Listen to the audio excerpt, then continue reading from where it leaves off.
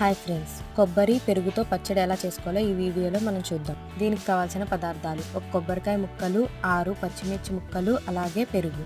Stove on చేసి దాక పెట్టి 2 టేబుల్ స్పూన్ నూనె వేసి నూనె కాగిన తర్వాత పచ్చిమిర్చి ముక్కలు వేసి 2 నిమిషాలు వేగనివ్వాలి. ఇప్పుడు కొద్దిగా చింతపండు కూడా వేసి మరొక 2 నిమిషాలు వేగనిచ్చి ఇవి మిక్సీ జార్లోకి తీసుకోవాలి. ఇప్పుడు అదే నూనెలో కొబ్బరి ముక్కలు కూడా వేసి మరొక 2 నిమిషాలు వేగనివ్వాలి. దీనికి సైడ్ డిష్గా నేను గుత్తొంకాయ ఫ్రై చేసుకుంటున్నాను. కాంబినేషన్ చాలా బాగుంటుంది, మీరు కూడా ట్రై చేయండి.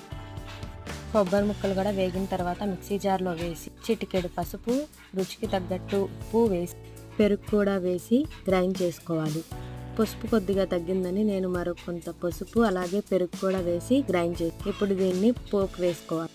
సాయి మినపప్పు, ఆవాలు, ఎండుమిర్చి, కరివేపాకు, కావాలంటే కొద్దిగా పసుపు కూడా వేసి గ్రైండ్ చేసిన మిశ్రమాన్ని వేసి కలిపి సర్వ్ చేసుకోవచ్చు. మరిన్ని ఇలాంటి వీడియోస్ కోసం మా ఛానల్ సబ్స్క్రైబ్ చేసుకోండి. Thank you.